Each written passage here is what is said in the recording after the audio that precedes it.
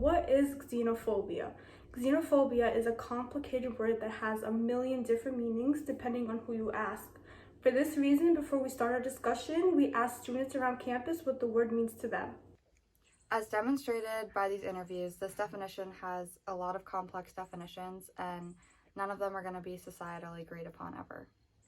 What does xenophobia mean to you? Xenophobia is a system of hate towards immigrants and refugees that stems from nationalism, most commonly. What does xenophobia mean to you? Next question. Have you heard the term xenophobia Yes. before? You don't know what it means then? No. Okay.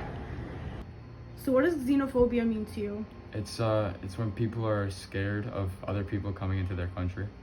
Where have you heard it before? And in a lot of political debates, there's a politician, Ilhan Omar. She's really famous in the political scene just because she's an immigrant. So her name comes a lot in immigration and xenophobic talks in politics.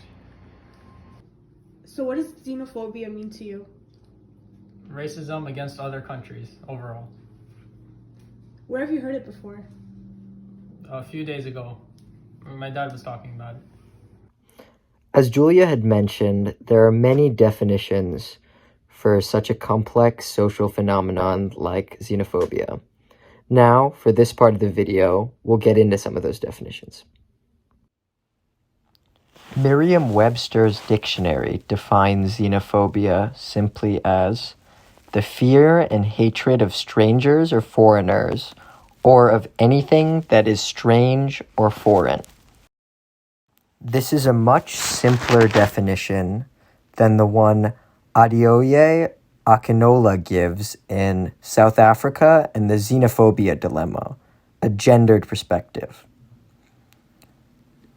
They write that xenophobia is a derivative of the Greek words xenos, which means stranger or foreigner, and phobos, that connotes fear.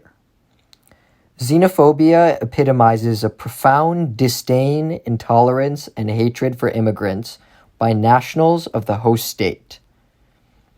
It is generally construed as a deep fear and dislike for the unknown, and also as the deep dislike of non-nationals based on fear of the unknown or anything perceived as different. This more academic definition fits in neatly with the United Nations High Commissioner for Refugees definition of xenophobia, where they write that xenophobia has been construed as the attitudes, prejudices, and behaviors that reject, exclude, and often vilify persons based on the perceptions that they are outsiders or foreigners to the community, society, or national identity. While all of these definitions constitute a helpful framework for understanding a complex social phenomenon, some academics in our readings have questioned the idea whether it can be possible to describe xenophobia as simply a feeling. Many stress the idea that xenophobia actually has many material manifestations, and it is actually more of an act. There isn't a right answer, and we encourage you all to think about what this means and whether xenophobia is a feeling, or it can be something more than that, or is it both? Hi, I'm Maddie, and I'm one of the people who contributed to this project. We are going to continue diving into xenophobia by talking about how racism and xenophobia are often perceived as the same thing or relatively synonymous. Though they intersect in a lot of ways and they're commonly used interchangeably, that's not necessarily a correct interpretation of what they both mean. Racism is typically tied more so to appearance or constructs that we formed around race, rather than xenophobia, which is typically more tied to where someone is from, or a fear of the outsider or someone who is not from your community or typical group of people. We're going to take a deeper dive into this in the next slide to further unpack what it means using different academia and various people who have written about this.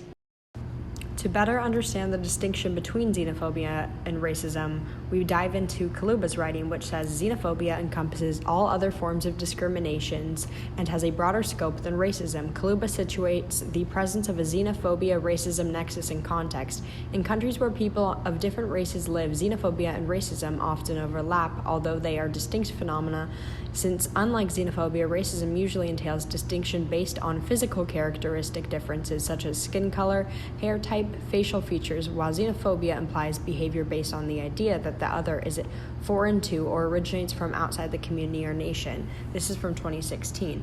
Popular media is a site where discourses are created, reified, and disseminated to the general public.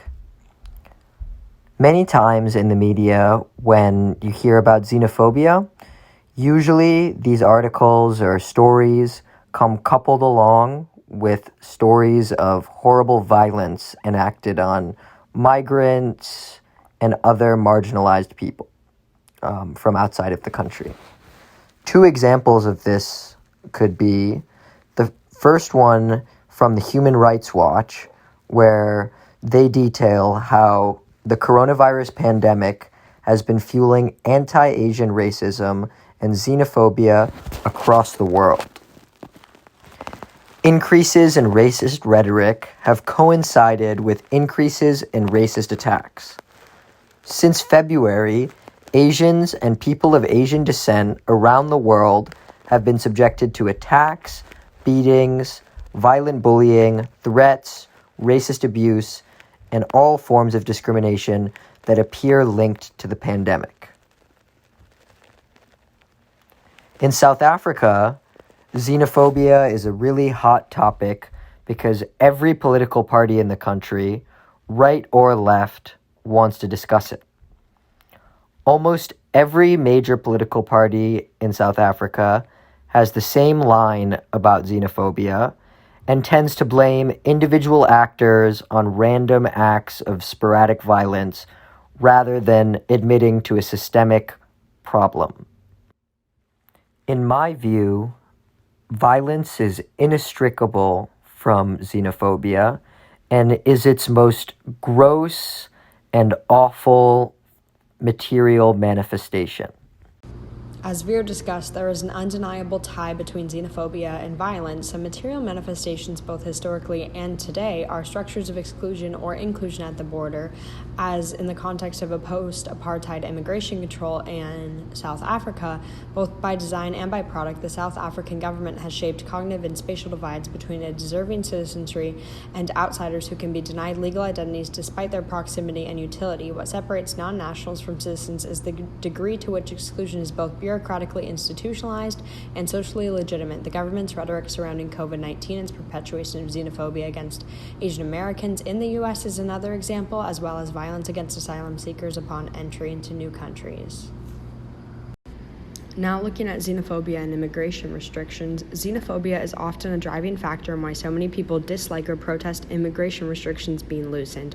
Trump's election rhetoric on increasing immigration restrictions proves a certain general feelings Americans have on having those from other countries come here. And empirically, America has been argued to be a melting pot, but as of late, there is a stronger sense of rejection of those who could potentially be perceived as bringing economic competition. So we asked some students their thoughts on immigration. Too strict or too loose? I think it's too loose. We still need to keep an eye out for people who probably want to do harm to our country, but yes, we don't let enough immigrants in. Do you think it's too strict or too loose? Loaded question. Both. Why? I think some things are too loose and some things are too strict. People. Do you think the concept of immigration to the United States is too strict or too loose in terms of laws and regulations? I think there's always more people you can let in. I think that there's a huge irrational fear of letting other people come into your country. I think it's normal because they're just depending on safety. Green cards, they want to know that you're not some terrorists trying to actually get into America's system, do whatever, threaten people. It could be a repeat of 9/11 or something even worse. So what now? Now that you've watched other students share their perspectives on these topics and hopefully have a better understanding of what xenophobia itself is and how it materializes, we'd encourage you to consider these questions as well as reflect on what other students said. Pause the video now.